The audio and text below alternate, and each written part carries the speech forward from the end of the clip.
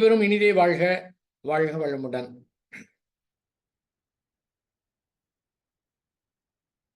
பிரச்சனை முடியவே மாட்டேங்குது. ஏன்னா பிரச்சனை தீர்வுன்னு ஆரம்பிச்சோம்னா, வாரம் வாரம் இந்த பிரச்சனையே பெரிய பிரச்சனையா இருக்கு. இந்த பிரச்சனையே முடிய மாட்டேங்குது. உலக மக்களிடத்திலே அவ்வளவு பிரச்சனை இருக்கின்றது. அத்துணைக்கும் காரணம் மனம்தான். வேறு எதுவுமே கிடையாது. பிரச்சனைகளுடைய தொகுப்பாக வாழ்க்கை இருக்குது.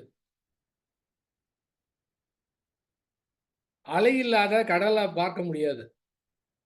அதே போன்று பிரச்சனை இல்லாத வாழ்க்கையை பார்க்க முடியாது. இப்போ வாழ்க்கையும் பிரச்சனையும் பிணைந்து இருக்கின்றது.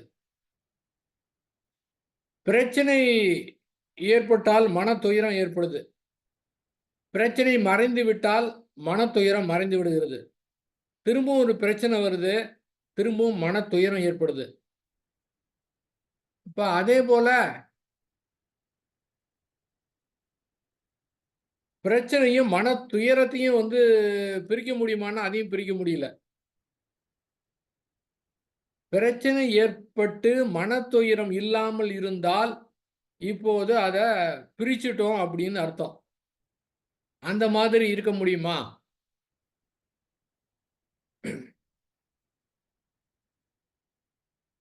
எல்லோரும் ஆன்மீகத்துல இருப்பாங்க அப்படின்னு சொல்ல முடியாது. சிலர் இறை வழிபாடு செய்யலாம். சிலர் தியானம் பண்ணலாம். சிலர் கடவுள் மறுப்பு கொள்கையை ஃபாலோ பண்ணலாம். சில பேர் பகுத்தறிவு மட்டும் எடுத்துக்கலாம். ஆனா ஆன்மீகத்தில் இருக்கக்கூடிய முக்கியமான இலக்கு ஞானம் அடையிறது, அறிவுல முழுமை பெறுவது. ஆன்மீக அமைப்புல எந்த அமைப்புல இருந்தாலும் சரி, அத்துணை பேருமே அதை நோக்கி தான் செல்றாங்க. அதற்கு முயற்சி செய்து கொண்டே இருக்கிறார்கள். அந்த மாதிரி ஒரு இலக்கு வைக்கும்போது அதற்கு என்னென்னலாம் செய்ய வேண்டுமோ அதற்கு உண்டான ஒரு எனர்ஜி மனதுக்கு கிடைத்து விடுகின்றது. சாதாரண மனிதர்களுக்கு அந்த ஞானத்திலே ஆர்வம் இருப்பதில்லை. ரொம்ப பேர் ஞானம் அப்படின்னா அவங்களுக்கு அலர்ஜி. ஞானம்லாம் வேற யாருக்கோ ரொம்ப பெரியவங்களுக்கு தியானம் பண்ணவங்களுக்கு நமக்கு அதுக்கு சம்பந்தம் இல்லை அப்படின்னு அதை முடிவு எடுத்துருவாங்க.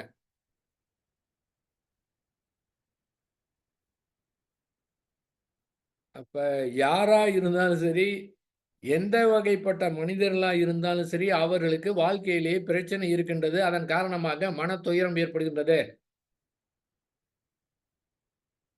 நல்ல ஒரு மனத்தெளிவு, ஞான நிலை பெற்றவர்களுக்கு வேணா கவலை இல்லாம இருக்கலாம். ஆனா அவங்களுக்கும் பிரச்சனை இருந்துகிட்டு இருக்கும். உலக பிரச்சனைகள்லாம் பார்க்கும்போது பெரிய பிரச்சனையாக தான் தெரியும். ஆனால் கவலை இல்லாமல் இருப்பார்கள். அதே போன்று இந்த மனதனுடைய இயக்கத்தை பற்றி தெளிவாக புரிந்து கொண்டோம் என்றால்,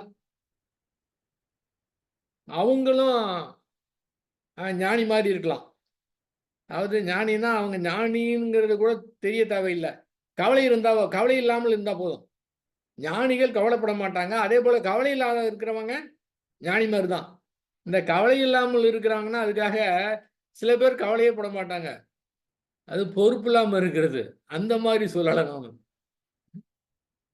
யாரோ இப்படியே போறாங்க. குடும்பத்தில சரி, எதா இருந்தாலும் சரி, ஒரு பொறுப்பு இல்லாமல் இருப்பது. அந்த மாதிரி சொல்லல. பொறுப்பையும் எடுத்துக்கொண்டு அந்த கவலை இல்லாமல் இருப்பது. அப்ப அந்த நிலை சாத்தியமா? கவலை ஒழித்தல் அப்படிங்கிற பயிற்சிய ஸ்ரீ வேதாத்திரி மகரிஷி அவர்கள் அருளிய அந்த கவலை ஒழித்தல் பயிற்சிய சரியான முறையிலே தற்சோதனை செய்தோம் என்றால், இந்த கவலை வந்த அன்னைக்கு மட்டும் பண்றதில்ல. அதுக்கு ஒரு நேரத்த ஒதுக்கி கொஞ்சம் பார்க்கணும். மனத பத்தி கொஞ்சம் பார்க்கணும். அது ரொம்ப பேரு நம்ம கவலைப்படுற விஷயம் தெரியாம கூட கவலைப்பட்டுக்கிட்டு இருப்பாங்க. அதுவே தெரியாதே! அது தெரிஞ்சா தானே அதுக்கு உண்டானத எடுக்கணும். அது கூட தெரியறதில்ல. கவலைப்பட்டுட்டு இருக்கிற விஷயம் கூட தெரியாமலே கவலைப்பட்டுக்கிட்டு இருக்கோம். அப்ப கவலைப்படுறது தெரிஞ்சு, இதுக்கு என்ன செய்வது? கவலைப்படாமல் இருக்கிறது எப்படி? அப்படின்னு ஏதோ ஒரு விதத்துல ஒரு ஸ்டெப் எடுத்தா தான் அது இல்லாம இருக்க முடியும். இப்ப அந்த மாரி இருக்காங்க. அத சரியா செய்யணும்னா கவலைப்படுறதுக்கு ஒண்ணுமே இல்ல. எல்லாமே பிரிச்சு முடிச்சுட்டாரு. இருந்தாலும், ஆ அதெல்லாம் ரைட்டுங்க. நான் சொல்றேன் என் மனசு கேட்க மாட்டேங்குதே! நான் கவலைப்படாத அப்படின்னு தான் சொல்றேன். ஆனா, அது கவலைப்படுறத நிறுத்த மாட்டேங்குதே! இது சொன்னாலாம் அது கேட்குமா அது? சொன்னாலாம் கேட்காது. இவரு ஸ்ரீ பகவத் ஐயா அவர்கள் சிறுவனாக இருந்தபோது அவருக்கு அடிக்கடி சளி பிடிச்சுதாம். முடியும் கொட்டிக்கிட்டே இருந்தது. அவன் கிராமத்தில இருக்கிற ஒரு வைத்தியர்ட்ட போனாரு. இந்த மாரி சொல்லியிருக்காரு. அவர் என்ன செய்திருக்கிறாரு, ஒரு தைலம் ஒண்ணு குடுத்திருக்கார். இந்த தைலத்த ரெகுலரா தலையில தடவிட்டு வாங்க அப்படின்னு சொல்லிட்டு, அந்த தைலத்த பத்தி ஒரு பாடலே இருக்கு. அந்த பாடலுக்குரிய விளக்கத்தையும் குடுத்து சொன்னாராம். என்ன சொன்னாராம், இத தலையில பார்த்து விரல்ல தொட்டு பார்த்து தடவணும். கவனமா தடவணும். தப்பி தவறி உள்ளங்கையில பட்டுருச்சுன்னா, உள்ளங்கையில முடி முளைச்சிரும் அப்டின்னு சொன்னாராம். ஏன்னா அவருக்கே தெரியும். இது உண்மை கிடையாதுன்னு. எதுக்காக சொல்லப்பட்டதுன்னா, அதனுடைய தைலம் எஃபெக்டிவா இருக்கும் அப்டிங்கிறதுக்காக, ஒரு உயர்வு நவிற்சிக்காக சொல்லப்பட்டது. கையெல்லாம் உள்ளங்கையில பட்டா உள்ளங்கையில முடி முளைக்காது. ஆனால் இப்போது நம்முடைய மனதைப் பற்றி புரிந்து கொள்வது. இப்ப சொல்லக்கூடியது என்னன்னு கேட்டீங்கன்னா, உயர்வு நவிற்சி கிடையாது. உண்மையாகவே புரிந்து விட்டது என்றால், அந்த கவலையே இல்லாமல் இருக்க முடியும். யார் வேணா இருக்கட்டுங்க. இதுக்காக ஞான அடையணும்னு கூட தேவையில்ல. எல்லா மனிதர்களும் அதான் நெனைக்கிறாங்க. கவலை இல்லாம இருக்கணும், ஜாலியா இருக்கணும், சந்தோஷமா இருக்கணும்னு நெனைக்கிறாங்க. ஆனா நெனைக்கிறது அந்த மாரி இருக்குன்னா, அதுக்கு உண்டான செயல்லாம் செய்யணும்ல. சும்மா கற்பனையா ஜாலியா இருக்கணும்னு நெனச்சா அது முடியுமா? அதுக்கு உண்டான ஒரு உழைப்பு வேணும்ல. அதுக்கு என்ன செய்யணும்னு தெரியணும்ல. செயலொளி தத்துவத்த புரிஞ்சுக்கணும்ல. நான் என்ன வேணாலும் செய்வேன். நான் கவலை இல்லாம இருக்கணும்னா அது எப்படி முடியும்? அப்ப செயல்விளைவு தத்துவத்தை அ புரிந்து கொண்டு, இந்த மனதையும் புரிந்து கொண்டா, பிரச்சனை இல்லாம இருக்கலாம். பிரச்சனை இல்லாம இருக்குன்னா, நான் இப்ப சொல்லக்கூடியது எல்லாமே மனப்பிரச்சனை இல்லாம இருக்கலாம். அதுக்காக ஒண்ணுமே இல்லாம இருக்குமா அப்புட்ன்னா இருக்காது. பிரச்சனை ஏற்பட தான் செய்யும். ஆனால், புறத்தில ஏற்படக்கூடிய பிரச்சனையை ஏதாவது செயல் செய்து தான் அதுக்கு உண்டான தீர்வு கண்டுபிடிக்குமே தவிர, சும்மா இருந்தா அது சரியா ஆகாது. அப்படி பார்த்தோம் என்றால், ஒற்றை பிரச்சனை அப்படிங்கிற முறையில மனதில மட்டும் தான் ஏற்படக்கூடிய பிரச்சனை. இந்த பிரச்சனைக்கு என்ன செய்ய வேண்டும் என்றால், எந்த விதமான முயற்சியும் தேவையில்லை. எந்த விதமான பங்களிப்பும் தேவையில்லை. நம்முடைய பங்களிப்பை குடுத்தோம் என்றால், அந்த பிரச்சனை அதிகமாகிவிடும். உண்மை அதுதான். அதை சரி செய்ய வேண்டும் என்று நம்முடைய பங்களிப்பை அங்கே குடுத்தோம் என்றால், இன்னும் பிரச்சனை அதிகமாயிரும். பிரச்சனை தீர்வதற்கு வாய்ப்பே கிடையாது. எவ்வளவு நாட்கள் ஆனாலும் பிரச்சனை தீர்ந்த பாடே கிடையவே கிடையாது. ஒரு ஊதுபத்தியிலிருந்து புகை தொடர்ந்து வந்துகிட்டே இருக்குது. வந்த புகை அப்படியே மறைந்து விடுகின்றது.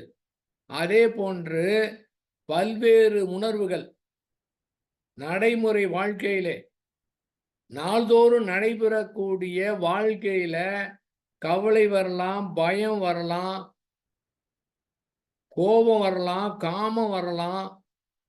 இன்னும் பல்வேறு வகையான உணர்வுகள் இருக்கின்றன.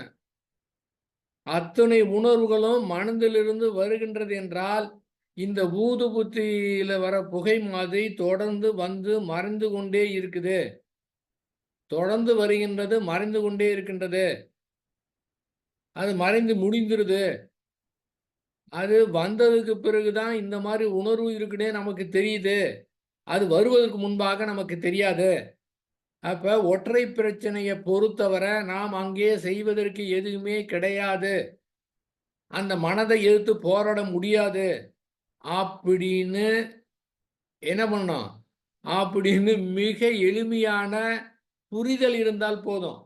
இந்த இடத்துல பயிற்சியோ, முயற்சியோ செய்ய தேவையில்லை. எந்த முயற்சியும் செய்ய தேவையில்லை. புரிஞ்சுக்கிட்டா போதும். என்ன புரியணும்? மனதை எதிர்த்து ஒண்ணும் பண்ண முடியாது. இயற்கை எதிர்த்து போராட முடியாது. அந்த இயற்கையே இங்கே மனமாக இருக்கின்றது. ஆகவே இயற்கை எதிர்த்து போராட முடியாது அப்படின்னு என்ன பண்ணணும்? புரிந்துக்கணும். இவ்வளவுதான், இங்க வேற வேலையே கிடையாதுங்க. அந்த புரிந்து விட்டதென்றால் போதுமானது. வேற எந்த விதமான முயற்சியும் செய்ய தேவையில்லை. ஆனால் முயற்சி செய்தோம் என்றால் அந்த இடத்துல சிக்கல் தான் அதிகமாகும்.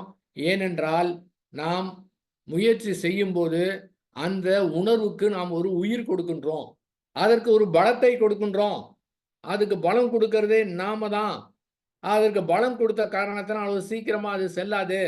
இத புரியாத காரணத்தினால அந்த பொருந்தாத உணர்வு அந்த சங்கடத்திலிருந்து சீக்கிரமாக வெளியே வர வேண்டும் என்று அது முயற்சி செய்து சரி செய்ய பார்க்கிறோம்.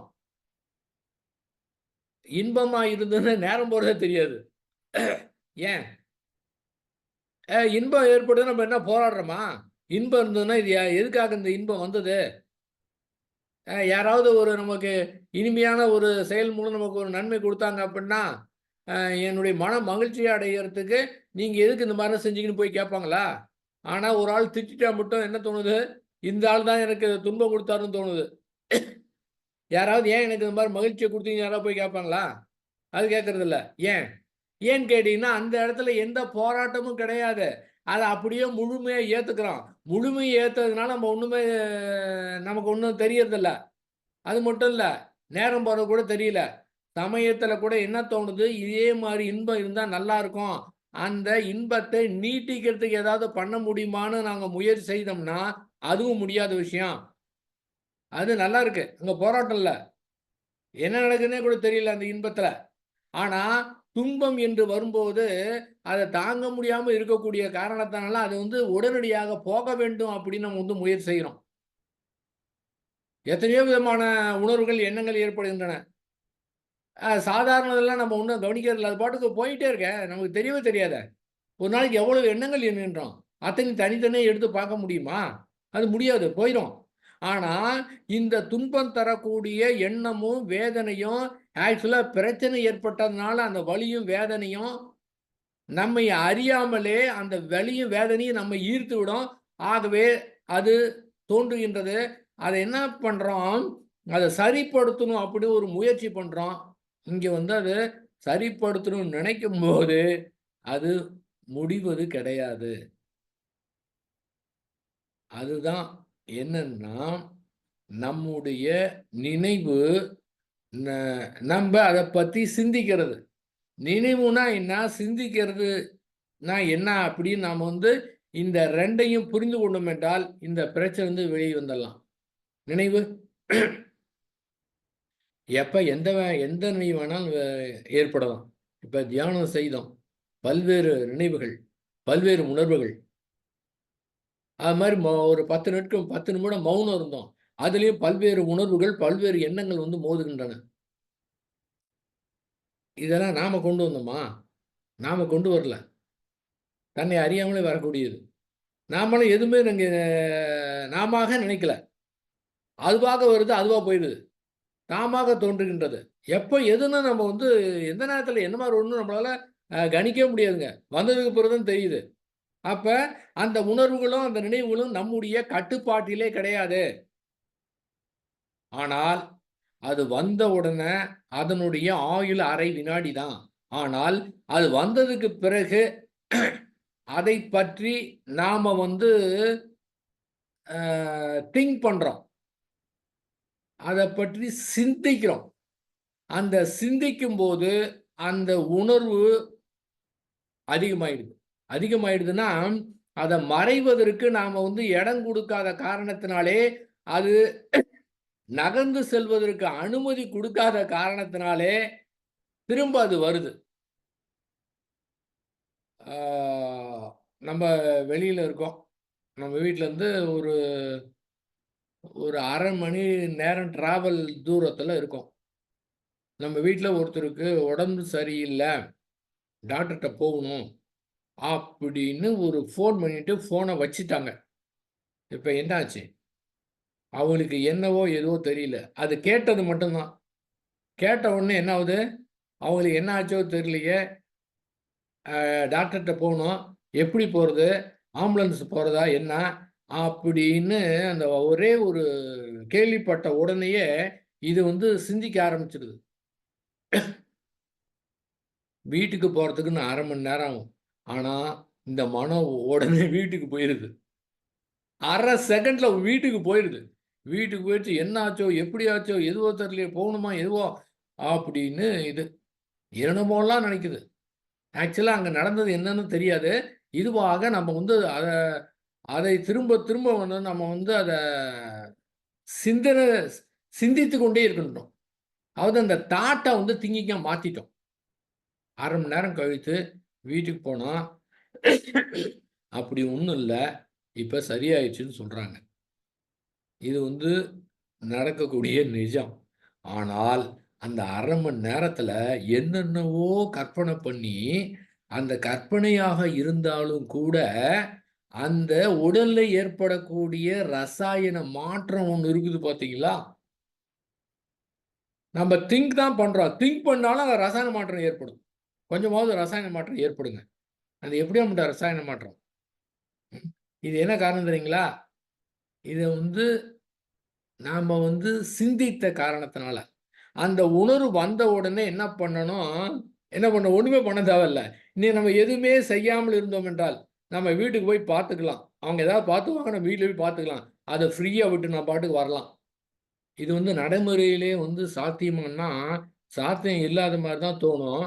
ஆனா, அதை தொடர்ந்து நாமாக அந்த உணர்வை எடுத்து, அந்த எண்ணத்தை எடுத்து திரும்ப திரும்ப நாம் நினைக்காமல், சிந்திக்காமல் இருந்தோம் என்றால், அது கொஞ்ச நேரத்தில மறைந்துவிடும். அப்ப நாம தான் அவ்வளவு நேரம் போட்டு குழப்பியிருக்கோம்.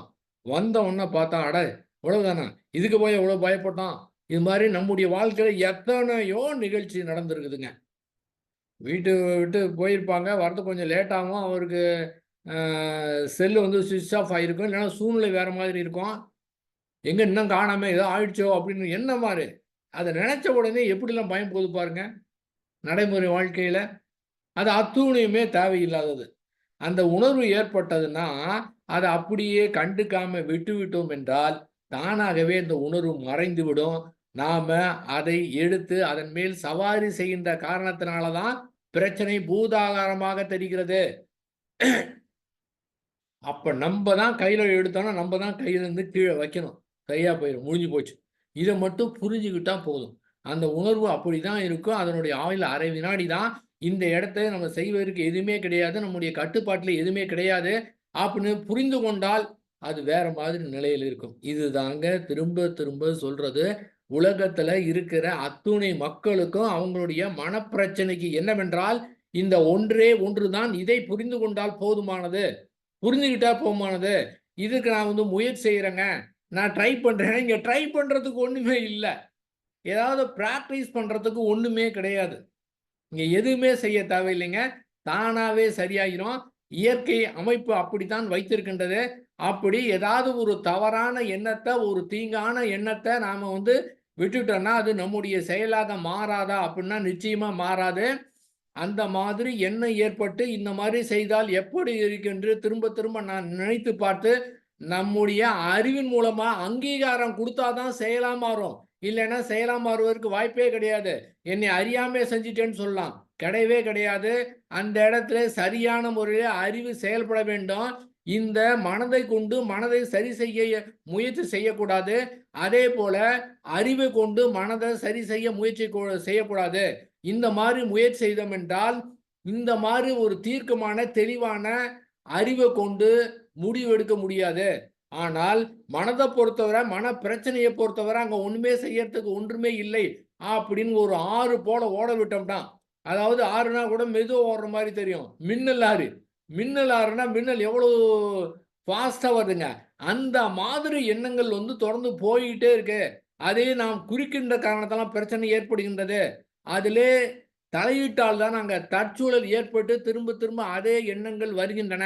இல்லவென்றால், அது அத்தனையும் ஓடி போயிற மாரி போயிரும். அது மட்டும் இல்ல, அந்த மாதிரி தீங்கான இயல்பு நம்மிடத்திலே இருந்தது என்றால் அதை சரி செய்ய தேவையில்லை. ஏனென்றால் அது தன்னைத்தானே சரி செய்து கொள்ளும், தன்னைத்தானே தூய்மை செய்து கொள்ளும். நாம் முயற்சி செய்தோம் என்றால் அந்த தீய பழக்கம் தான் அதுக்கு நாம அதுக்கு ஒரு ஸ்ட்ரென்த்தையே கொடுக்கிறோம். ஆகவே அங்க ஒன்றுமே செய்ய தேவையில்லை. அவ்வளவுதான், முடிஞ்சதுங்க. சரி, ஒருத்தருக்கு குடும்பத்துல ஒருத்தருக்கு உடல்நலம் சரியில்லை. ஒரே ஒரு நபருக்கு உடல்நலம் சரியில்லை என்றால் கூட அத்தனை பேருடைய குடும்ப உறுப்பினர்கள் அத்தனை பேருக்குமே மனதிலே ஒரு நிம்மதி இருக்காது. சரி, அந்த நோய் எல்லாத்தையும் பார்த்தாச்சு, எல்லா வகையான முயற்சியும் செய்து பார்த்தாச்சு, ஒண்ணுமே நடக்கல. அது தொடர்ந்து நாட்பட்ட நோயா இருக்கு, எப்ப தீரும்னே தெரியல. அந்த மாதிரி ஒண்ணு சொல்லிட்டாங்க. இதுக்கு என்ன பண்ண முடியும்? ஒற்றை பிரச்சனைன்னா மனது மட்டும் தான் பிரச்சனை. மனது மட்டும் தான் கஷ்டமா இருக்கும், மனது மட்டும் தான் துயரமா இருக்கும். அதுக்கு என்ன பண்ணும்? அதுக்கு ஒண்ணுமே செய்ய வேணாம், தானா சரியா போயிடும். இரட்டை பிரச்சனை என்பது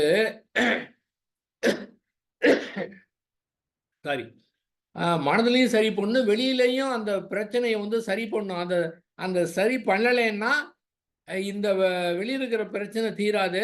இதன் காரணமாக மனதிலையும் பிரச்சனை இருந்துகிட்டே இருக்கும். அப்ப அந்த பிரச்சனையை என்ன செய்வது என்று சிந்தனை செய்து அந்த பிரச்சனையை தீர்க்கக்கூடிய அளவிலே அறிவை கொண்டு செயலை செய்து அதை மாற்றுவதற்கு முயற்சி பண்ணணும்.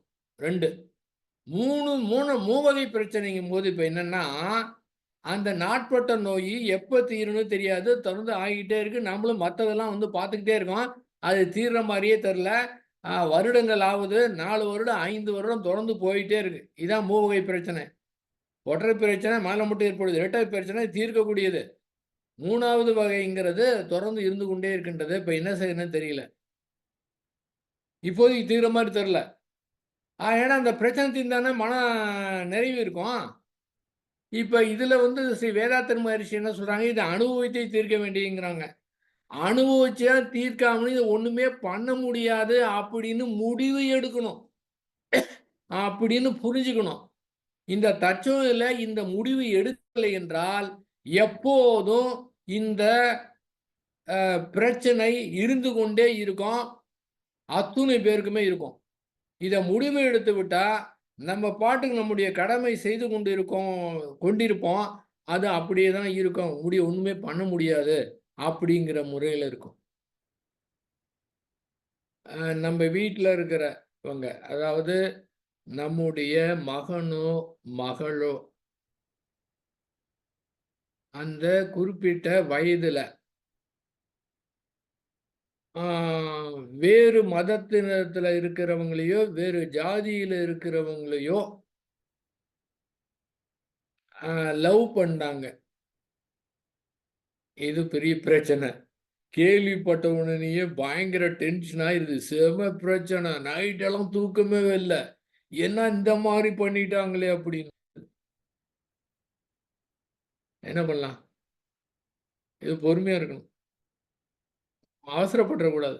நான் உடனே இத தீர்க்கிறேன் அப்படின்னு தன் முனைப்போட போனா சிக்கல் தான் இன்னும் அதிகமாகும் அது. என்ன பண்ணலாம்? இதான் 3 வகை பிரச்சனை. மனத பொறுத்தவரை என்ன பாருங்க, எந்த மாதிரி பிரச்சனையா இருந்தாலும் சரி, மனத பொறுத்தவரை கண்டுக்காம விட்டுறணும். இத கேள்விப்பட்டீங்களா?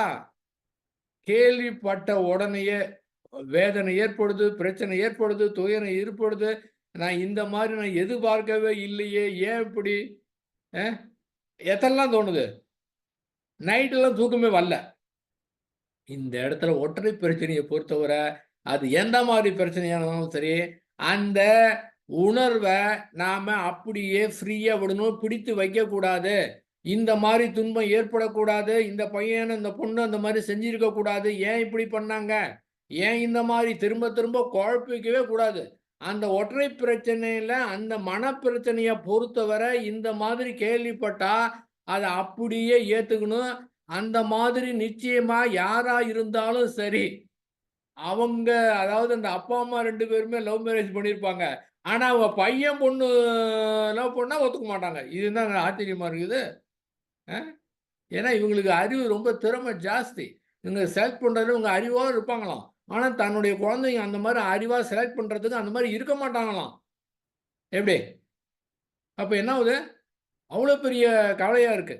ஆனால், அந்த மனத பொறுத்தவரை, அப்படி கேள்விப்பட்டால் அந்த மாதிரி கஷ்டமா தான் இருக்கும். துயரமா தான் இருக்கும். உறவினர்களுக்கு அத்தனை பேருக்கு என்ன பதில் சொல்றது? வேற வேற மாதிரி இருக்கும்போது அவங்களுடைய நிலைலாம் எப்படி இருக்கும்? யாரா இருந்தாலும் கஷ்டமா தான் இருக்கும். அந்த கஷ்டத்த ஏத்துக்கணும். நான் கஷ்டப்படக்கூடாது அப்படின்னு அத மாற்றுவதற்கு ஏனும் முயற்சி செய்தீர்கள் என்றால், அது இன்னும் அதிகமாயிட்டே இருக்கும். இதுல எவ்வளோ பேர் எவ்வளோ பிரச்சனை. அந்த பொண்ணுக்கு பிரச்சனை, பையனுக்கு பிரச்சனை, இவங்க குடும்பத்துக்கு, அவங்க குடும்பத்துக்கு பெரிய ஒரு பிரச்சனை இருக்குங்க. என்ன பண்றது? இன்னாருக்கு இன்னார் என்று எழுதி வைத்தான் தேவன் என்று. இன்னாருக்கு இன்னார் எழுதி வைத்தான் தேவன் எழுதிட்டான். நமக்கு தெரியுமான்னு நமக்கு தெரியாது. அதாவது அதாவது ஒரு ஞானி ஒரு ஞானி ஒண்ணு சொல்றாருன்னு வச்சுக்கோங்களேன். ஞானி அது சொன்னாரு அப்படிங்கிறத அப்படியே முழுமையா ஏத்துக்க முடியாது. அன்னைக்கு அந்த நேரத்துல அங்க வந்திருக்கிற சூழ்நிலைக்கு தகுந்த மாரி, மக்களுக்கு தகுந்த மாரி சொல்லியிருக்கலாம். ஒரு முறை அந்த திங்கள், செவ்வாய், புதன்ல ஸ்ரீ வேதாத்திரி மகரிஷி அவங்க அப்ப இருக்கும்போது ஆழியார் அறிவித்திருக்கோயில்ல இந்த 3 நாளும் சாயந்தரம் 5 மணிக்கு வருவாங்க. வரவங்கலாம் வந்து ரொம்ப குறைவா தான் இருப்பாங்க. யார் வேணாலும் நேரடியாக கேள்வி கேட்கலாம். அவர் பாட்டுக்கு பேசிக்கிட்டே இருப்பாரு. அது நல்ல ஒரு அந்த அந்த ஆர்வத்தோடு, தாகத்தோடு வேற எந்த நெனப்பும் இல்லாம நல்ல நிலைக்கு போகணும்னு வராங்கன்னு வச்சுக்கோங்க, அவ்வளோதான் குஷி ஆயிடுவாரு. அவர் பாட்டுக்கு பேசிக்கிட்டே இருப்பாரு. மத்தவங்க கூட போலாம்பாங்க. விடவே மாட்டார். பேசிட்டே இருப்பாரு.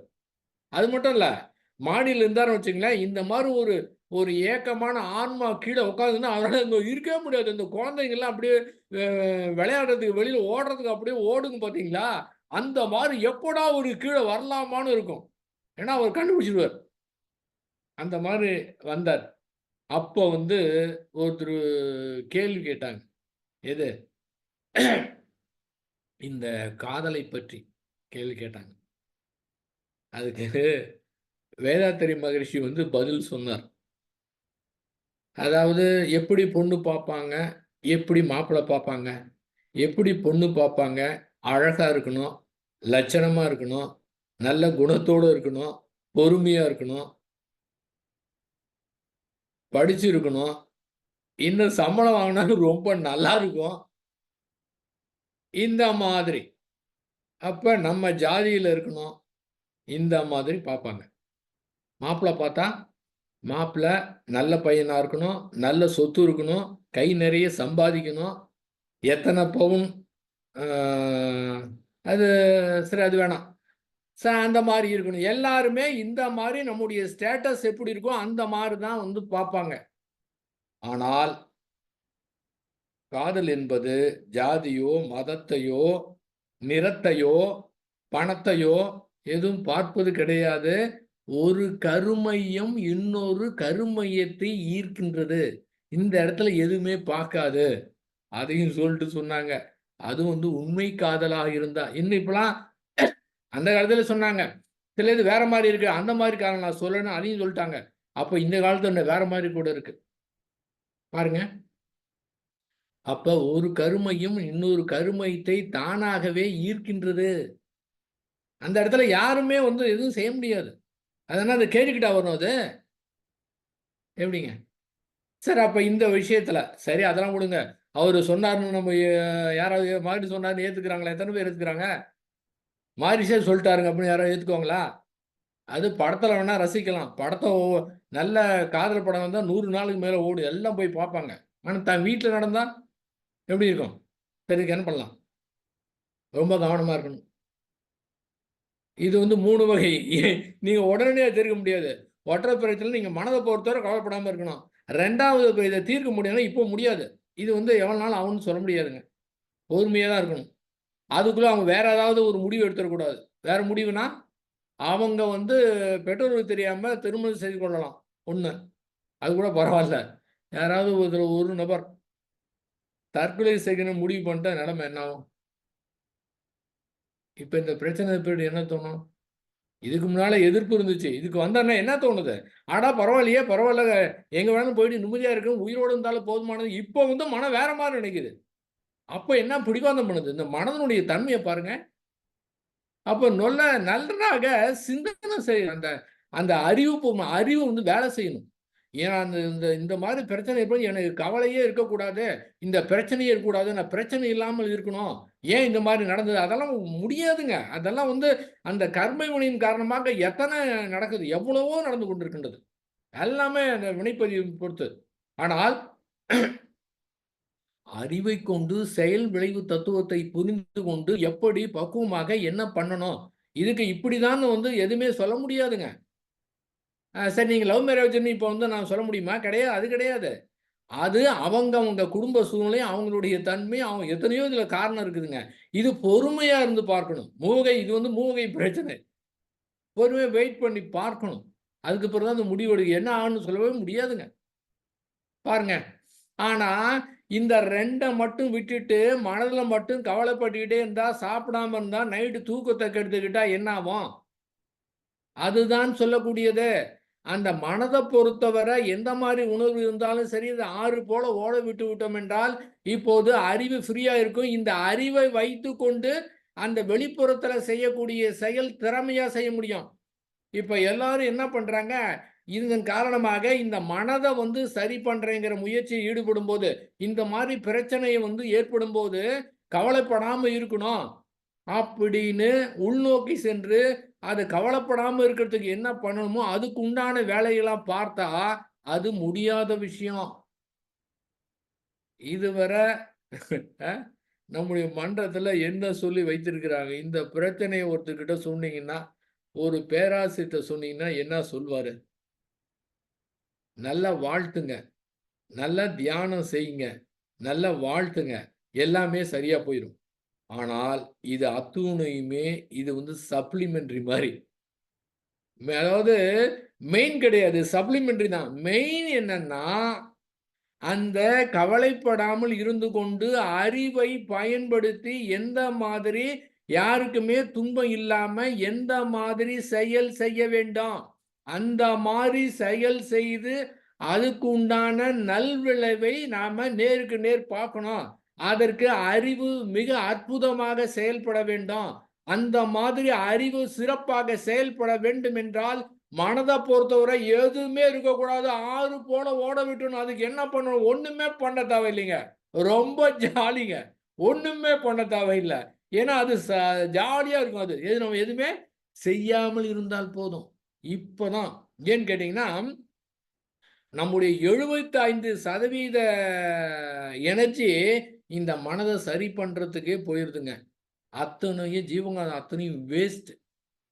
ஆனால், இந்த ஜீவகாந்தம் மிச்சமா இருந்தா, அந்த ஜீவகாந்தத்த வைத்துக்கொண்டு, இப்ப அறிவு சரியா செயல்படும். அது மட்டும் இல்ல, இப்போது மனம் வந்து ஹெல்ப் பண்ணுங்க. அறிவுக்கு. என்ன பண்ணணும்? நடைமுறை என்ன? என்ன பண்ணலாம்? அப்படின்னு அது ஹெல்ப் பண்ணும். இல்லைன்னா, அது ஹெல்ப் பண்ணாது. அதுவும் குழம்பி போய் கிடக்கும். என்ன பண்ணேன்னு தெரியாது.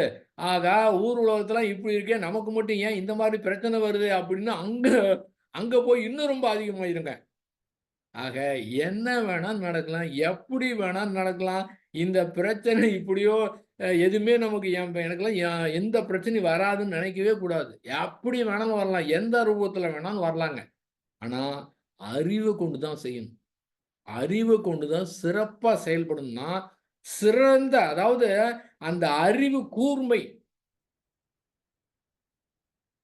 கூர்மைங்கிறது அதாவது ஆ முந்தைய முற்கால அனுபவம், தற்கால சூழ்நிலை, எதிர்கால விளைவு. இது 3யும் கணித்து பார்த்து குயிக்காவும் எதிர்காலத்துல யாருக்கும் தொந்தரவு ஏற்படாத முறையில சிந்தனை செய்து கரெக்ட்டா முடிவு எடுத்து செயல்படக்கூடியது. பர்சிபிகாசிட்டிம்பாங்க. நுண்மான் நுழை உள். அந்த மாரி அறிவு இருக்கணுங்க. கேட்கறதுக்கு நல்லா தான் இருக்கு. நிஜமா அந்த அறிவு வேணும்னா என்ன பண்ணும் தெரியுங்களா? மனதை பொறுத்தவரை எதுவுமே செய்யாம இருந்தால் இந்த அறிவு மிக சிறப்பா இருக்கும். ஏனென்றால் அந்த இடத்துல மனது அறிவுக்கு துணைக்கு வருகின்றது. அந்த இயற்கையே அந்தந்த காலகட்டத்துல ஏன்னா ஒரு பிரச்சனைக்கு இதாங்க தீர்வு அப்படின்னு சொல்ல முடியாதுங்க. இது அவங்கவங்க வாழ்க்கை, அவங்கவங்களுடைய மனம், அவங்களுடைய அந்த பிரச்சனையை நேருக்கு நேர் பார்க்கும்போது அவங்க தான் முடிவு எடுக்கணும். இன்னொரு ஆள் வந்து இத பொறுத்தவரை யோசனையே சொல்லி தர முடியாதுங்க. இப்படிதான் செய்யுங்க, அவ்வளவுதான் போங்க அப்படின்னு சொல்ல முடியாதுங்க. அவங்கவங்க சூழ்நிலை, அவங்க அத நேருக்கு நேரா பார்த்த விதம், அது எப்படி தீர்க்கிறது? அந்த நூல்கண்டு சிக்கி போயிடுச்சுன்னா, அப்படியே இழுத்தா வந்து அவ்வளோதான் அறுந்துரும். அத வந்து லென்ஸ் வச்சுக்கிட்டு ஒரு ஊசி எடுத்துட்டு நுணுகி நின்னு, அப்படியே பிக்காம எடுக்கிறோம் பார்த்தீங்களா? அதே போல தான் இந்த வாழ்க்கை பிரச்சனையும் அந்த மாதிரி நுணுகி சரியான முறையில முடிவு எடுக்கணும். வேற எந்த வகையிலயும். நல்லா ஆழ்ந்து தியானம் பண்ணா சரியா போகும்னா, சரியா போகாது. நல்லா நினைவில வைத்துக்கணும். திரும்ப திரும்ப நம்முடைய மன்றங்களிலே சொல்லக்கூடியது தான். நல்லா தியானம் பண்ணுங்க, நல்லா வாழ்த்துங்க, எல்லாமே சரியா போயிரும். சரி போகவே ஆகாது. நல்லா தியானம் பண்ணலாம். எதற்கு? அந்த அது நீங்க பிரச்சனை இருக்கும்போது தியானமே பண்ண முடியாது. தியானம் நீங்க அற்புதமா தியானம் பண்ண ஆளா இருக்கலாம். இந்த பிரச்சனை வரும்போது உங்களுக்கு தியானம் கை கொடுக்குமா என்றால் கை கொடுக்காது. நீங்களே அனுபவத்தில பார்த்துங்க. வேணாங்க. நான் சொல்றது பொய்யா, இல்லையா அதெல்லாம் நீங்க வந்து டிஸ்கஸே பண்ண வேணாம். நீங்க சிந்தனையே பண்ண வேணாம். நீங்க நினைத்து பாருங்க. அந்த மாரி பிரச்சனை இருக்கும்போது உங்களால தியானம் பண்ண முடியுமா? அதே போல பிரச்சனை ஏற்பட்டு நீங்க தீவிரமா தியானம் பண்ணீங்கன்னா, மனதுல வந்து இந்த சிக்கல் தான் அதிகமா தவிர, ஆகறதுக்கு வாய்ப்பே கிடையாது. அந்த தியானம் என்ன சொல்லும் தெரியுமா? "நீ பிரச்சனையெல்லாம் முடிச்சுட்டு வா. அதுக்கு பிறகு நம்ம உட்கார்ந்து ஜாலியா தியானம் பண்ணலாம்னு" அது சொல்லும். அதாவது கத்துக்கிட்ட வித்தை எத்தனையுமே சரியான சமயத்துல உதவி செய்யாதுன்னு சொல்லுவாங்க பார்த்தீங்களா? அந்த மாதிரி அந்த நேரத்துல அது ஏற்படுங்க. இப்பலாம் ஒத்து வராது. இப்போ நீங்க வந்துலாம் ஒண்ணும் பண்ணி பிரயோஜனமே கிடையாதுங்க. அதுக்கு ஒரே வழி என்னவென்றால், நீங்க தியானம் செய்து அந்த மனத சரி பண்ண முயற்சி பண்ணீங்கன்னா, அது முடியாத விஷயம். ஏன்னா தியானம் நீங்க பண்ணலாம். ஆனா இப்ப தியானமே வராதே! அப்படியே தியானம் வந்தால் கூட, அந்த அடிமனதையும், ஆழ்மனதையும் ஓரளவுக்கு தான் கட்டுப்படுத்த முடியுமே தவிர, குறிப்பிட்ட நேரத்துக்கு பிறகு அத தல விரிச்சு ஆடும் பாருங்க. என்ன ஆட்டம்!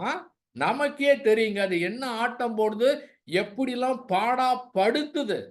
ஏங்க நமக்கு தெரிஞ்சு நாம தியானம் பண்ற ஆளு, மத்தவங்களுக்கு தொந்தரவு குடுக்காத ஆளு, நல்ல மனிதர் நமக்கே இந்த மாதிரி மனப்பாடா படுத்தி பிரச்சனை ஏற்படுத்துதுன்னா, சாதாரண மனிதர்கள் உலகத்துல எத்தன பேர் இருக்கிறாங்க? இந்த சாதாரண விஷயம் தெரியாம எவ்வளவு பேர் கஷ்டப்படுறாங்க தெரியுங்களா? ரொம்ப இத வந்து தெரிஞ்சது பிறகு பார்த்தா அப்பதான் தெரியும். இந்த உலகமே எப்படி தன் மனது மூலம் கஷ்டப்பட்டுருக்கு. அச்சோ! என்ன பண்றது? எப்படி அவங்கள விடுவிக்கிறது? எப்படி கஷ்டப்படாம இருக்கிறது? இந்த புறப்பிரச்சனை விட்டுருங்க. புறப்பிரச்சனையெல்லாம் பார்த்தீங்கன்னா, எத்தனையோ பேரு அற்புதமா செயல் செய்து தீர்க்கிறவங்கலாம் ரொம்ப பேர் இருக்கிறாங்க. யாரு தியானம் பண்ணாதவங்க கூட அற்புதமா இருக்கிறாங்க. அவங்கலாம் முற்பிரிவுல நல்லா தியானம் பண்ணியிருப்பாங்கன்னு நெனைக்கிறேன்.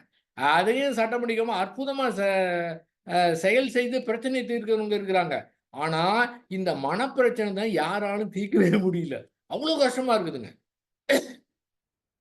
அந்த துல்லியமா நம்முடைய மனத பார்த்தா, எப்படி பாடா படுத்தி எடுக்குது, என்ன சொன்னாலும் கேட்க மாட்டேங்குதே! அ ஏதாவது இது மாரி பேசினா ரொம்ப நல்லா இருக்கு. படித்தா நல்லா இருக்கு. ஆஹா! நாளைலருந்து இந்த மாரி தோணுது. ஆனா தூங்கி எந்திச்சா எல்லாம் மறந்து போறது. ஏன் இந்த மாதிரி?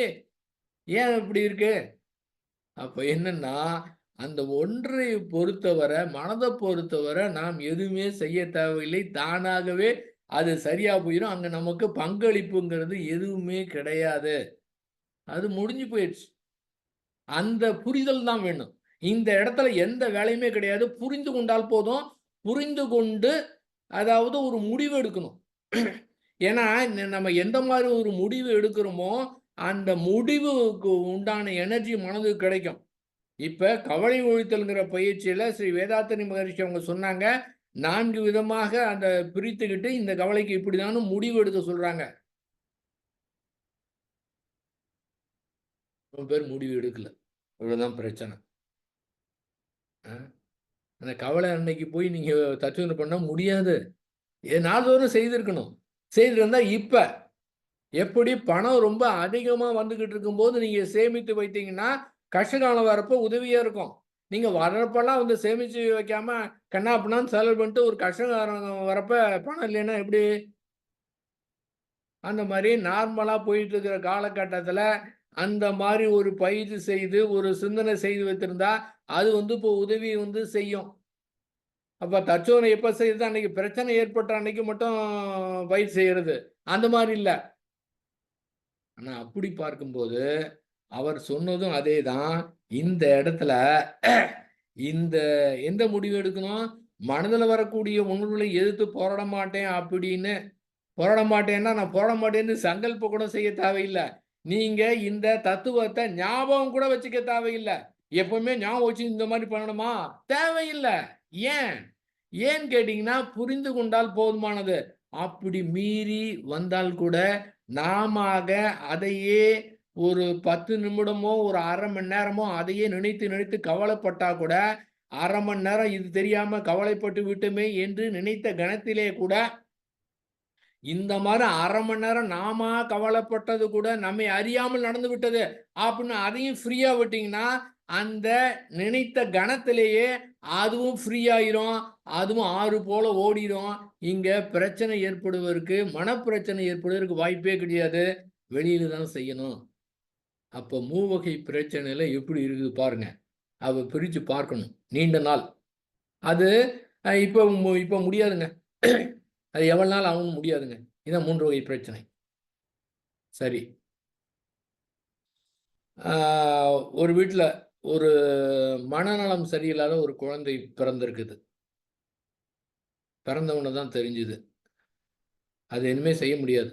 அதுவும் பெண் குழந்தையாக போய்விட்டது. எதுவுமே செய்ய முடியாது. இதுக்காக கவலைப்பட்டுக்கிட்டே இருக்க முடியுமா? பாருங்க, அந்த இயற்கை வச்சிருக்குது பாருங்க. அந்த மாரி இருக்கக்கூடிய வீட்ல இருக்கக்கூடிய அவங்க பெற்றோர்கள், ஆ 1 நாள் இருக்கும், 2 நாள் இருக்கலாம், 1 மாசம் இருக்கலாம், 2 வருஷம் இருக்கலாம். அந்த இயற்கையே அவங்களுக்கு அந்த மாரி மன துன்பத்திலிருந்து இயற்கையாகவே ஏன்னா இயற்கையாவே ஆறு போல ஓடிக்கிட்டு இருக்குல்ல. ஒரு 2 வருடத்துக்கு பிறகு அவங்க அத அப்படியே ஏத்துக்குவாங்க. நல்லா பாருங்க. எந்த பிரச்சனையா இருந்தாலும் அப்படித்தான் இருக்கும். அப்படி கஷ்டமா தான் இருக்கும். அப்படின்னு ஏற்றுக்கொண்டோம் என்றால் அது போயிரும். நான் ஏத்துக்க மாட்டேன். இந்த மாரி கஷ்டப்படக்கூடாதுன்னு போராடும்போது தான் பெரிய மனப்போராட்டமே வந்து விடுகின்றது. 4 வருடம் ஆச்சு, 5 வருடம் ஆச்சு. அந்த பெண் குழந்தை அது இயற்கை தானே! இயற்கை என்னென்ன பண்ணுமோ அதெல்லாம் இருக்கும். அந்த பொண்ணு ஏஜுக்கு வருது. அப்பவும் அந்த பொண்ணுடைய மனநிலை அப்படிதான் இருக்குது. 20 வருடம் ஆவுது, 25 வருடம் ஆவுது. இதான் மூவகை பிரச்சனை. அது போயிட்டே இருக்குங்க. இதுக்கு தீர்வே கிடையாது. இதுக்கு என்ன பண்ண முடியும்? அவங்கலாம் அந்த வேலைகள்ல கடமைகளை செய்யாமலா இருக்கிறாங்க? அது பாட்டுக்கு அது இருந்து கொண்டு இருக்கின்றது. இவங்கள் வேலைகளை பார்க்கின்றார்கள். இதுக்கு என்ன பண்ண முடியுங்க? அந்த கவலை தோய்ந்தோ முகத்தோடு இருந்தா அந்த முகம் எப்படி இருக்கும்? ஏன்னா, இயற்கையே அவங்களுக்கு அந்த மாரி ஒரு நிலைய குடுத்துருங்க. ஒரு குறிப்பிட்ட வருடங்களுக்கு பிறகு, அந்த இயற்கையே அவங்களுக்கு அந்த மாரி ஒரு மனநிலைய குடுக்குங்க. அதுதான் இயற்கை. அந்த இயற்கையை புரிந்து கொண்டு ஏன்னு கேட்டீங்கன்னா, அவங்களும் ஒரு முடிவு எடுத்துருவாங்க. இனிமே ஒண்ணுமே பண்ண முடியாது. இது இயற்கை. இயற்கை எதிர்த்து போராட முடியாதுன்னு தன்னை அறியாமலே ஒரு முடிவு எடுத்திருப்பாங்க.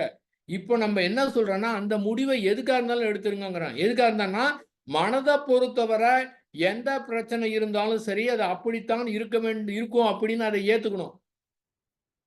ஏத்துக்கன்னா எப்படிங்க ஏத்துக்கிறது? என்னால ஏத்துக்க முடியலையே! அ அதுக்காக ஒவ்வொன்னையும் ஏத்துக்கன்னு சொல்லிட்டு இருக்கக்கூடாது. அங்க எந்த வேலையுமே கிடையாது. எந்த விதமான ஒரு சங்கல்பம் கூட தேவையில்ல. நான் சரியா வச்சுக்குவேன். அது கூட தேவையில்ல. நீ அமைதியா இரு. அது கூட தேவையில்ல. எதுவுமே தேவையில்லைங்க. நீங்க எந்த விதமான எப்படியாப்பட்ட முயற்சி எடுத்தாலும், அது மன போராட்டத்தை கொண்டு வரும். சரியா.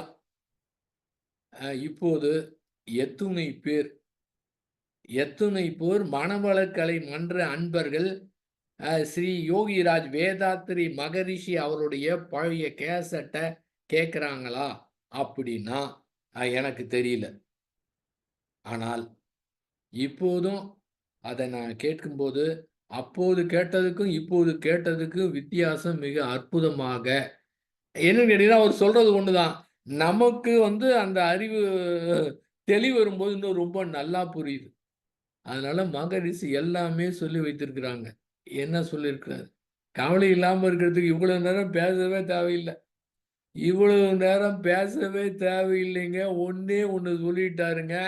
யாருகிட்ட இருந்தும் எப்போதும் எதிர்பார்க்காதே. பிரச்சனையே முடிஞ்சு போச்சா? இத மட்டும் செய்யாம இருந்தா உங்களுக்கு கஷ்டமே வராது. மனக்கவலையே வராதுங்க. எதிர்பார்க்காம இருக்க முடியலையே! ஆனா, எதிர்பார்க்காம இருந்தா இதனுடைய விளைவு நீங்க மனப்பிரச்சனை இல்லாம இருக்கலாம். இவ்வளவுலாம் தேவையே கிடையாதுங்க. அதற்கு மாறாக, என்கிட்ட இருக்கிற உடல் உறவுல, என்கிட்ட இருக்கிற பணத்துல, என்கிட்ட இருக்கிற அறிவுல, என்கிட்ட இருக்கிற அதிகாரத்துல, நான் மத்தவங்களுக்கு என்ன நன்மை செய்ய முடியும்? மத்தவங்ககிட்ட இருந்து எதிர்பார்க்காம நான் என்ன செய்ய முடியும்? அப்படிங்கிற நோக்கத்துல நாம போய் அவங்களுக்கு, இவங்களுக்கு என்ன உதவி செய்யலாம்? இவங்களுக்கு என்ன உதவி செய்யலான்னா, அந்த இயற்கையை யாரு இந்த மூலையில் நினைத்துக் கொண்டிருக்கின்றோ, அவர்களுக்கு ஆற்றல வாரி வாரி வழங்க ஆரம்பிக்கிறோம். அவங்க கவலை இல்லாம இருப்பாங்களா? ஏன்னா எந்த எதிர்பார்ப்பும் கிடையாதே. எந்த எதிர்பார்ப்பும் இருக்காது. இது அற்புதமான தத்துவம். ஆனா, இத மனது ஏத்துக்க மாட்டேங்குது. அவர் சொன்னத கேட்கலையே! அப்ப எதிர்பார்த்தோம்னா ஏமாற்றம் கிடைக்க தானே செய்யும். என்ன பண்றது? அதற்கு தான் இந்த வகையில இத பயன்படுத்தி பார்க்கணும். எதிர்பார்க்க கூடாதுன்னு தான் எனக்கு தோணுது. எதிர்பார்க்கிறேன். எனக்கு கோச்சுக்கூடன்னு தான் தோணுது. என்கிட்ட யார்ட்டாலும் கோவிச்சாலும் கஷ்டமா இருக்கு. நான் மத்தவங்ககிட்ட கோவிச்சாலும் கஷ்டமா தான் இருக்குது. இருந்தாலும் கோவம் வராம இருக்க மாட்டேங்குதே! வந்துகிட்டு தானே இருக்குது. திரும்ப திரும்ப அந்த பிரச்சனை வந்துகிட்டு தானே இருக்கு. அப்போ ஒரே வழி என்னன்னா, 3வது வழி ஒண்ணு இருக்குது. அத எதிர்க்கவும் கூடாது. அதற்கு ஆதரவும் தெரிவிக்கக் கூடாது. ஆதரவு குடுக்கறதுனா கோவம் வருது. ஆதரவு குடுத்தோம்னா, இந்த மாதிரி நடந்துகிட்டங்காட்டி கோச்சுக்கிட்டா தான் சரி அப்படின்னு நீங்க முடிவு எடுத்தீங்கன்னா, கோவம் அதிகமா வரும். நம்ம நல்லா தியானம் பண்றோம், தட்சணம் பண்றோம். தியானம் பண்ணது கோவம் வரக்கூடாதுன்னு சொல்லியிருக்காங்க. ஆக கோவிச்சுக்க கூடாதுன்னு அடக்கி வச்சா, அதோட எதிர்ப்பு தெரிவிச்சா பிரச்சனை அதிகமாகும். ஆனால், அந்த ஆதரவு, எதிர்ப்பு 2ம் இல்லாம 3வதாக ஒரு வழி இருக்கிறது. அதுதான் அப்படியே அப்படியே ஓட விடுவது. அத பிடித்து வைக்காமல் இருப்பது. ஏங்க அது அது விடறது. அப்ப அதாவது வார்த்தைக்கு தான் பயன்படுத்தணுமே தவிர, அது எப்படி விடுறதுன்னு கேட்கக்கூடாது. எப்படி ஓகே குடுக்கணும்னு சொல்லக்கூடாது. எப்படி ஏத்துக்கிறதுன்னு கேட்கக்கூடாது. எப்படிங்க சும்மா இருக்கிறதுன்னு கேட்கக்கூடாது. ஏன்னா, அங்க நமக்கு வேலையே கிடையாதுங்க. மனத பொறுத்தவரை, மனப்பிரச்சனைய பொறுத்தவரை அங்க வேலையே கிடையாது. அப்படின்னு புரிந்து கொண்டாலே போதுமானது. அப்ப நமக்குடைய வரக்கூடிய பிரச்சனை எல்லாம் லிஸ்ட் போட்டு எப்படி மகரிஷி 4 விதமா பிரிக்க சொன்னாங்களோ, அதேபோல முதல் பிரச்சனை, ஒற்றை பிரச்சனை எதுவா இருந்தாலும் மனத பொறுத்தவரை கவலைப்படக்கூடாது அப்படின்னு ஒரு முடிவு எடுத்துட்டு, 2வது பிரச்சனைக்கு அறிவ பயன்படுத்த செய்யணுன்ட்டு, 3வதுக்கு அந்த அனுபவத்தை தீர்க்க வேண்டியங்கிற முறையில காலம் தான் அதுக்கு சொல்லும். இப்ப யாருக்கு என்ன நடக்குதுன்னு எதுவுமே சொல்ல முடியாது. அதுவரை காத்திருப்போம் அப்படின்னு பொறுமையா இருந்து நம்முடைய கடமையை சிறப்பா செய்யணும். அறிவ கொண்டு மிக சிறப்பா செயல செய்யணும். விதிய நொந்துக்கிறதுல அர்த்தம் இல்ல. கடவுள்ட்ட கோவிச்சுக்கிட்டும் பிரயோஜனம் கிடையாது. எதுவுமே செய்ய முடியாது. ஏன்னா, அதெல்லாம் நம்மை மீறி இருக்கின்றது. நம்முடைய மனத கொண்டு, அறிவ கொண்டு என்ன செய்ய முடியுமோ அத செய்யணும். அத மீறி நான் அத பண்ணிருவேன், இத பண்ணிருவேன்னா, அந்த தன்முனைப்பு வந்துரும். அதுதான் சொல்றாங்க மகரிஷி. அதாவது நம்மளால முடிஞ்சத செய்யுங்க. முடியலன்னா விட்டுடுங்க. இல்லைன்னா இதுவே ஒரு போராட்டமா போயிரும். என்ன முடியுதோ அத செய்யலாம். இப்ப வேதாத்திரி மகரிஷி மாரி அப்படியே உலகத்த முழுவதும் அவருடைய சீடெல்லாம் இருக்குன்னா, அது முடியுமா? அது எல்லாருக்கும் முடியாதே. அவரு ஏங்குன ஏக்கம், உழைத்த உழைப்பு, அயராத எப்போதும் அதே நெனப்பு இருந்துச்சு. இயற்கை அவர கருவியா பயன்படுத்துது. அப்ப எல்லாரும் அது மாரி இருக்க முடியாதுல்ல. அது மாரி தேவையில்ல. ஒரு 4 பேருக்கு நல்லது செஞ்சா போதும். பெருசா ஒண்ணும் சாதிக்கணுங்கிற அவசியம் கிடையாது. அப்ப நம்மளால முடிஞ்சத செய்யலாம் அப்படின்னா, இந்த இடத்துல ஒரு மன நிறைவு கிடைக்கும். எந்த பிரச்சனையும் ஏற்படுவதற்கு வாய்ப்பே கிடையாது. ஆக இந்த மாரி பல்வேறு உதாரணங்கள் சொல்லலாம் அந்த பிரச்சனைக்கு. அதேபோல அ போன வாரம் சொன்ன மாரி, இந்த குடிபோதையில இருக்கிறவங்களுக்கு என்ன பண்றது? எப்ப தீரும்? ஒரு குடும்பத்தில ஒருத்தர் இருந்தார். அவர் திடீர்னு நோயாகி போயிட்டார், இறந்துட்டார். அதுக்கு பிறகு அந்த அம்மா அவங்க பொண்ணுக்கு திருமணம் செஞ்சு வச்சாங்க. அந்த பொண்ணு போச்சு. ஒரு ஆண் குழந்தையும் பிறந்தது. அப்புறம் அந்த நபர் மருமகன் என்ன பண்ணா, வேறொரு பெண்ண மேரேஜ் பண்ணிட்டு போயிட்டான். இதனால இவங்க கோச்சிட்டு வீட்டுக்கு வந்துட்டாங்க. அதுக்கு பிறகு அந்த பேச்சுவார்த்தை இல்ல. முடிஞ்சு போச்சு. அந்த பெண்ணும் இருக்கு. பேரனும் வளர்ந்துகிட்டு இருக்கான். இந்த அம்மாவுடைய பையன் தண்ணி போட்டான். நல்லா அப்பா வேற இல்லாதனால நல்லா செல்லம் குடுத்து, தண்ணி போட்டு பிரச்சனை ஆயிருச்சு. இப்போ அவனுக்கு திருமணம் செய்து வைக்க முடியல. இந்த பொண்ணுக்கும் வந்து ஒண்ணும் செய்ய முடியல. வேற திருமணம் செய்து வைக்க முடியல. அப்படியே இருக்கு. இந்த பையனுக்கு தண்ணி போட்டு இருக்கிறதுனால அவன் சம்பாதிச்சு வீட்டுக்கு குடுக்காம அப்படியே வந்து போயிட்டான். இப்ப இதுக்கும் ஒண்ணும் பண்ண முடியல. இந்த தண்ணி போட்டதுனால அவனுக்கு கல்யாணம் பண்ண வைக்க முடியல. பாருங்க. இந்த மாரி ஒரு உதாரணம் தெரியுது. இது மாரி அ எத்தனையோ விதமான பிரச்சனை வந்து இருக்குதுங்க. எவ்வளோ பிரச்சனை இருக்கு. இது என்ன பண்ண முடியும்? அப்ப அதெல்லாம் வந்து எப்ப தீரும்னு சொல்ல முடியாது. இனிமே அதில வந்து ஒண்ணுமே செய்ய முடியாது அப்படின்லாம் இருக்குதுங்க. அப்ப ஏற்றுக்கொண்டு தான் ஆகணும். வேற வழி கிடையாது. இந்த பிறவியில. அதுதான் சொல்றாங்க பெரியவங்க. புரியலன்னா சொல்லிர்றாங்க. என்ன சொல்லிர்றாங்க? இத கர்ம வினை.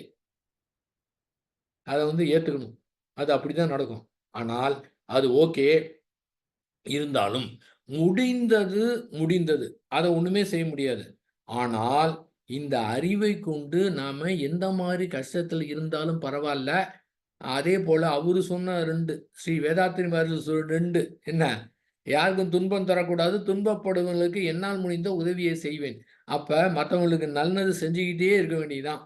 இதனுடைய விளைவு வந்து ஏற்படும். வேற வேற மாரி ஏற்படுங்க. பிரச்சனைய தீர்க்கிறதுக்கும் ஏன்னா இயற்கை என்ன வேணாலும் செய்யலாம். என்ன மாரி வேணாலும் வந்து தீர்வு குடுக்கலாம். அப்போ மனம் ரிலீஃபா இருக்கலாம். நான் என்ன சொல்றேன்னா, அத கூட எதிர்பார்க்காம காரியங்களை செய்து கொண்டே இருக்கணும். நம்முடைய கடமைகள அறிவ கொண்டு செயல், செயல், செயல். இந்த மாரி இளைஞர்கள் எத்தன பேர் வந்து செயல் பக்கம் திரும்பி சரியான முறையில செயல் செய்ய வேண்டும். வேற எதுவும் நம்பாம செயல் மாற்றத்தின் மூலமாக தான் செயல் விளைவு தத்துவத்தின் மூலமாக தான் நம்ம மாற்றம் பெறணும் அப்படின்னு முடிவு செய்து மனத பொறுத்தவரை எதுவுமே செய்ய தேவையில்லைன்றத புரிந்து கொண்டு இருந்தாங்கன்னா, அற்புதமான ஆற்றல் வந்து கிடைக்குங்க. எவ்வளோ வேலைகள வந்து பண்ணலாம். இன்னும் எத்தனையோ பேருக்கு வந்து உதவி செய்யலாம். இன்னும் என்னென்னமோலாம் நம்ம வந்து செய்ய முடியுங்க. அப்ப அந்த முறையில இதை புரிந்து கொண்டு மனத பொறுத்தவரை நாம் செய்யறதுக்கு எதுவுமே கிடையாது. எவ்வளவு நேரம் பேசினாலும் ஒரே ஒரு பாயிண்ட் தாங்க. இந்த தத்துவங்களும் கிடையாது. இத கூட ஞாபகம் வச்சுக்கணுங்கிற அவசியம் கூட கிடையாது. திரும்ப அப்படியே ஞாபகம் அப்படியே ஆறு போல ஓடும்ன்னு, ஞாபகம் கூட வைத்துக்க தேவையில்ல. அத கூட நீங்க மறந்துடலாம். ஃப்ரீயா விடலாம். எதையுமே பிடித்து வைக்க தேவையில்ல. அந்த மாரி இருந்து பாருங்க. அந்த மனமே வேற டைமென்ஷனுக்கு வந்து போயிருங்க. பிரச்சனையே இல்லாம, அந்த கவலையே இல்லாம, ஆன்மீகம் கூட இல்லாம, தியானம் கூட இல்லாம, இயற்கையாகவே அந்த கவலை இல்லாத மனிதனாக அத்துணை பிரச்சனைகளுக்கும் தீர்வுனா, உண்மையாவே மனப்பிரச்சனை மட்டும் தான் பெரிய பிரச்சனை. வெளிய இருக்கிற பிரச்சனை கிடையாது. இத சரி பண்ணாவே போதுமானது. அப்ப இதை புரிந்து கொண்டாலே போதுமானது. எல்லாரும் அந்த மகரிஷி அவர்கள் கண்ட கனவு அப்படிங்கிறத நிறைவேத்த முடியும். அப்ப இதை புரிந்து கொண்டு, சிறப்பாக நாம் வாழ்க்கை வாழ்ந்து மற்றவர்களுக்கு, உலகத்திற்கு ஒரு எடுத்துக்காட்டாக திகழ்வோம். அப்ப நிறைவாக ஒவ்வொரு வாரமும் சொல்ற மாதிரி தான். அந்த போர் இல்லாத நல்லுலகம் வேண்டும். அது நம்மால் இந்த பிரச்சனை வந்து சமுதாய பிரச்சனை. தனி நபர் ஒன்றும் செய்ய முடியாது.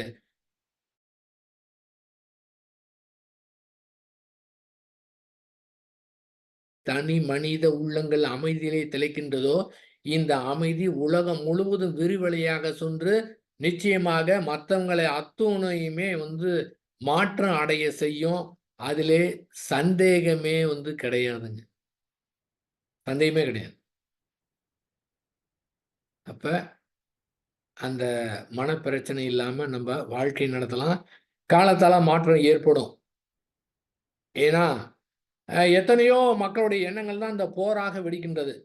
அப்ப போர் இல்லாத நல்லுலகம் வேண்டும்னா, வேற எதையும் எதிர்பார்க்காம நம்முடைய மனத அமைதியில வைத்திருப்போம். நம்ம உலக ரசிப்போம். எந்த மாரி இருந்தாலும் சரி, நம்முடைய மனத அமைதியா வைத்து ரசிக்கலாம். அடுத்து, போதை இல்லாத தமிழகத்த நாம உருவாக்கணும். நம்ம போய் என்ன உருவாக்குறது? அப்படின்னு அதரியப்பட வேண்டாம். நம்மால் முடிந்தத செய்வோம். நன்கு வாழ்த்துவோம். இந்த இடத்துல சப்ளிமெண்டரி தான். வேற ஒண்ணும் பண்ண முடியாது. வாழ்த்த தவிர ஒண்ணும் செய்ய முடியாது.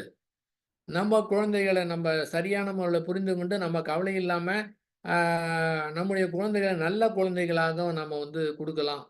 அதை எடுத்து கூறலாம்.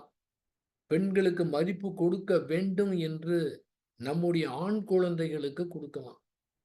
அ பெண் குழந்தைகளை வளர்க்கறத விட ஆண் குழந்தைகளை சரியா வளர்க்கணும். பெண்களுக்கு மதிப்பு கொடுக்கணும். பொது இடத்துல பெண்களுக்கு மதிப்பு கொடுக்கணும். பொது இடத்துல பெண்களுக்கு ஏதேனும் ஒரு ஆபத்து நேர்ந்தா முன் வந்து நிற்கணும்.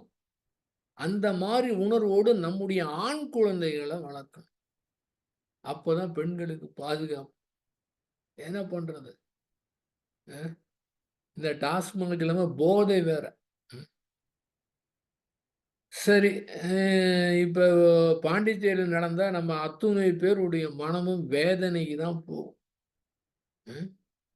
அந்த போதை காரணமாக அந்த செயல் நடந்திருக்கின்றது. இதை கேள்விப்பட்டவங்க அத்தனை பேரும் மனம் கஷ்டமா தான் இருக்கும். என்ன பண்றது? அப்ப எதிர்கால சமுதாயத்தை எப்படி சீரழிக்கின்றது? அந்த மாரி போதையில மாட்டினவங்களுடைய குழந்தை பிறந்தா, அந்த குழந்தை எப்படி இருக்கும்? அந்த ஒரு குழந்தை எந்த மாரி சமுதாய தீங்கு கொடுக்கும்? பாருங்க. ம். அதனால அதையும் நம்ம வந்து செய்யணும். இது போன்ற அமைப்புகள் பெருகணும். ஒண்ணுமே செய்யாம இருக்கிறது, ஏதாவது ஒரு வகை தியானத்தை கற்றுக்கொண்டு, அது எந்த மாரி ஆன்மீகமா இருந்தாலும், யாரோ உலகத்துல உலகம் முழுதும் எத்தனையோ இருக்குதுங்க. எல்லாரும் அத வந்து செய்யறதுக்கு பழகி மென்மேலும் உயரணும். அப்ப நம்முடைய கடமையை நாம் சிறப்பாக செய்வோம் என்று கூறி, வாய்ப்பளித்த உங்கள் அத்துணை பேருக்கும் நன்றி கூறி அமைகின்றேன். வாழ்க வையகம்! வாழ்க வையகம்! வாழ்க வளமுடன்!